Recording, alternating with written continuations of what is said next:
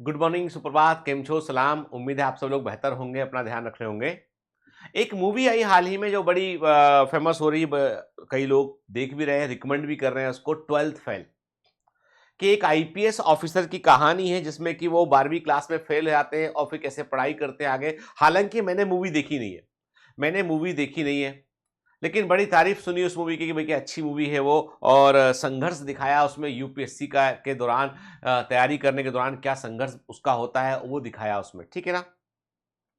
अब चूंकि मेरा उठना बैठना बहुत सारे ऑफिसर्स में है, क्योंकि मेरी खुद की वाइफ एक ऑफिसर है, तो मेरे परिचय में जो है कई सारे आईपीएस ऑफिसर हैं, कई सारे आईआरएस ऑफिसर हैं, कई सारे आईएएस ऑफिसर हैं, जिनको मैं पर्सनली जानता हूं और जो मेरे संपर्क में है। क्योंकि हम लोगों का मतलब हमारा जो इंटरेक्शन का जो ग्रुप है वो दो ही तरह का है। या तो डॉक्टर्स के साथ में हमारा इंटरेक्शन है, या फिर हमारा इंटरेक्शन जो है वो अफसरों के साथ में है। क्योंकि मेरी वाइफ चूंकि सर्विस में है, तो उनका एक सर्कल है, बैचमेट्स है उनके, जूनियर सीनियर सब है। तो अभी क्या होता है, बहुत सारे पार्टी होते हैं यहाँ पे, हम लोग फैमिली समझ जाते हैं, फिर मेरे भी किसी से जो दोस्ती हो जाता है, संबंध आपके निजी बन जाते हैं, पारिवारिक संबंध बन जाते हैं आपके। तो कई हमारे साथ ऐसे फ्रेंड है, ठीक है। मैं डॉक्टर में तो मेरे बैचमेट्स है कई सारे, तो उनसे भी हम लोगों के वैसे ही कनेक्शन है, ठीक है। तीसरा एक छोटा सर्कल, बहुत छोटा सर्कल है, वो है कुछ बिजनेसमैन का जिनको मैं जानता हूं, जिस कारपोरेट पार्क में मैं काम करता हूं, मतलब पढ़ाता हूं, मेरा ऑफिस जहां पर है, मेरा क्लिनिक यहां पर है, वहां पर चूंकि मैं सेक्रेटरी भी हूं, तो मैं वहां पे कई सारे बिजनेसमैन को जानता हूं, तो उनसे भी मेरा इंटरेक्शन है। चूंकि मेरे फादर जज रहे थे, मेरा भाई भी प्रैक्टिस करता है, मेरा ब्रदर इन लॉ भी प्रैक्टिस करता है, तो मेरा वकीलों का भी एक नेटवर्क है जिसको मैं जानता हूं।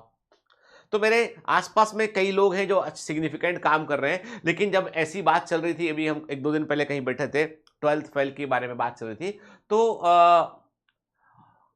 मैंने मेरे मन में एक क्यूरियोसिटी हुई, तो मैंने कहा कि आपकी कहानी सुनाओ। ठीक है, मैं नाम नहीं लूंगा, बड़े अफसर हैं मुंबई के अंदर, बहुत बड़े अफसर है, तब डीसीपी लेवल के अफसर है, बहुत बड़ी पोस्ट होती है यहाँ पे डीसीपी। और तो उनसे मैंने पूछा, तो उन्होंने उनकी जो कहानी बताई, वो कहानी भी जो है वो अद्भुत कहानी।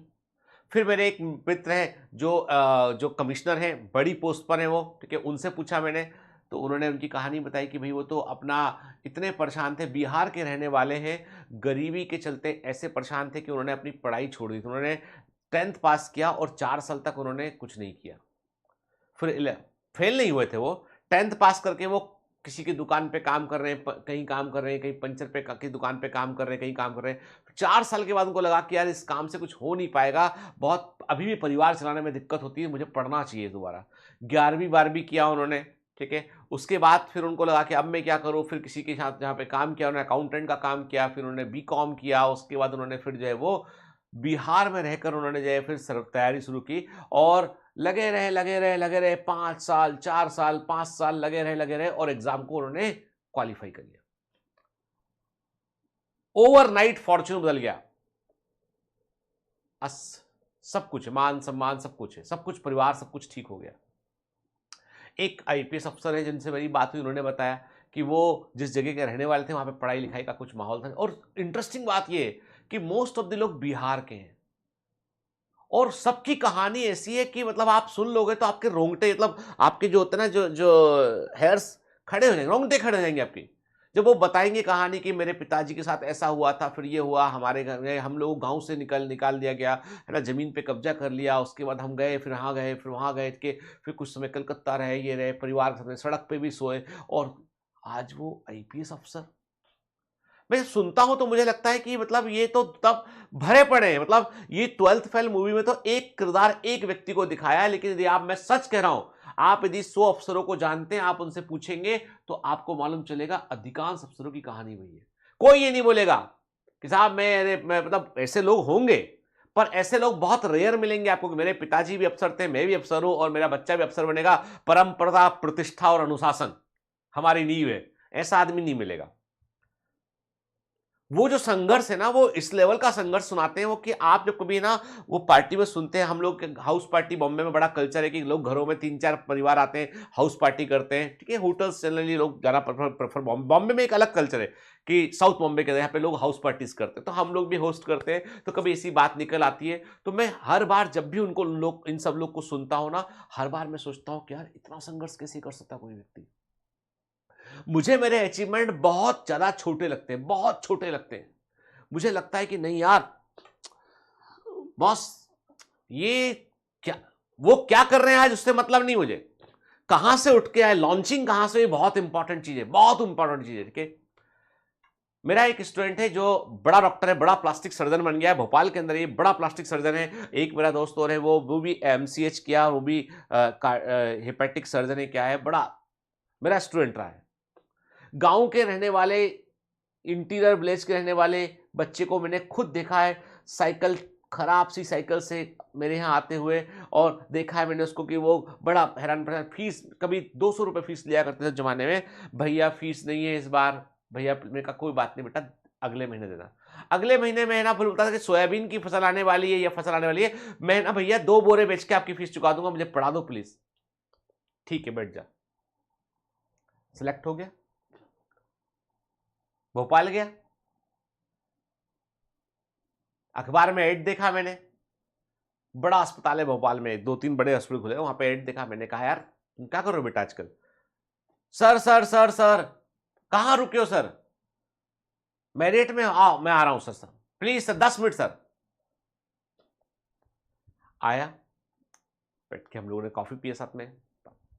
मैं जनरली नेम ड्रॉपिंग नहीं करता, उससे क्या होता है सामने वाले व्यक्ति को मतलब ना, कहीं हो सकता है किसी को पता हो किसी को ना पता हो, तो वो नहीं कर सकते हम, ठीक है ना, उसूलों के खिलाफ है हमारे वो। तो आया, बैठे हम लोग ना, फिर मैं छोड़ने आया नीचे उसको, क्यों अब वो रिसेप्शन होता है ना, गाड़ी वहाँ पे जमा हो जाती है होटल में, गाड़ी अपने पार्क कर देते हैं, फिर लेके आते हैं गाड़ी वाले पार्किंग में। जब उसकी गाड़ी आई तो ऑडी थी, ऑडी,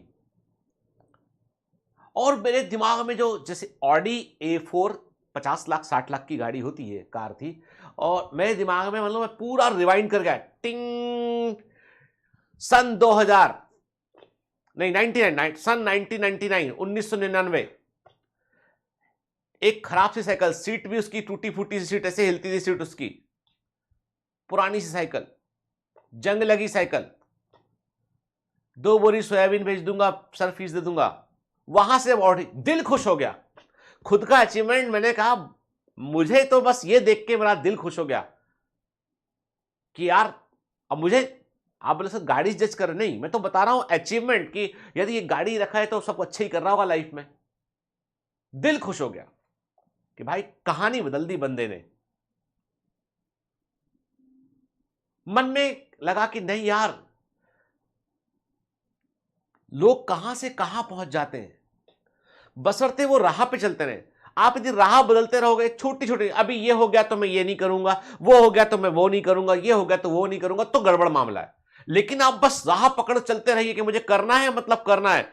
मैंने कहा पैसा is always a by product, वो मैं मुख्य तो बात है ही नहीं है, बाई प्रोडक्ट है।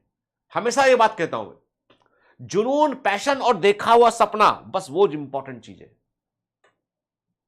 बिलीव मी, मैं चाहता हूं कि तुम यदि किसी भी तकलीफ से गुजर रहे हो ना, बड़ा हासिल करो, इतना बड़ा हासिल करो कि तुम्हारी कहानी पे एक दिन फिल्म बन जाए, तुम्हारी कहानी पर एक दिन फिल्म बन जाए।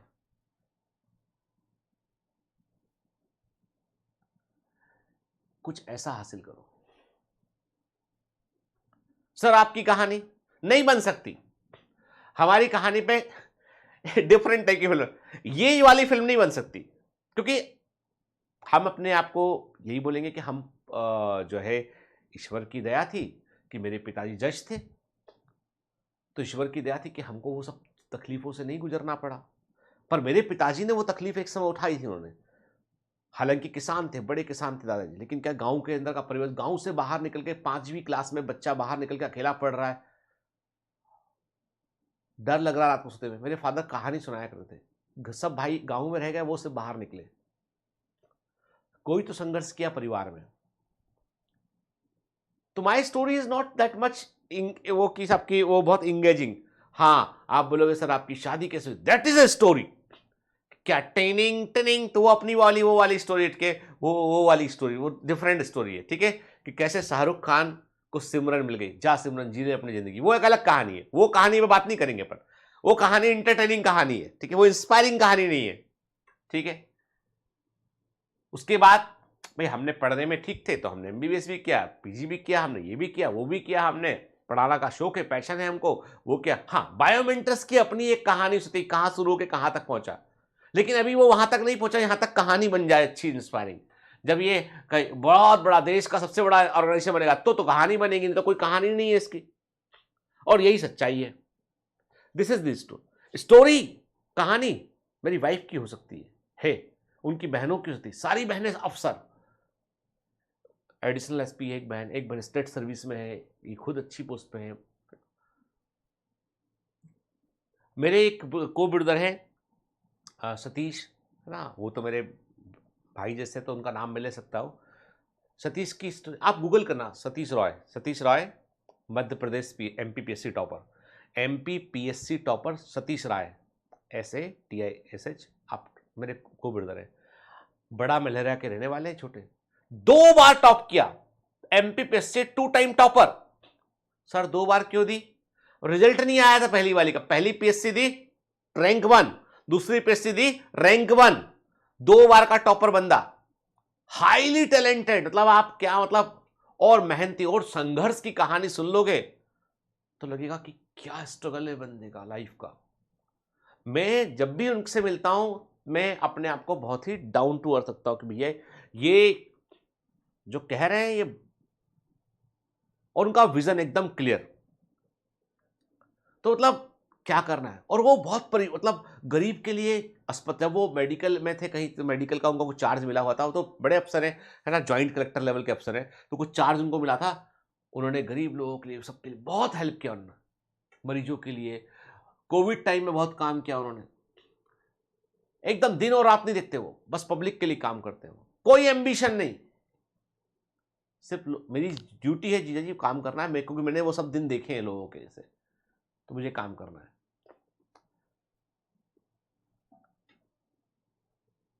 आपके आसपास बहुत सारे इंस्पिरेशन, बहुत सारी कहानियां घूम रही है, कभी किसी को दिल खोल के सुनो, मालूम चलेगा कि देखो ऐसा ही नहीं हासिल किया इसने।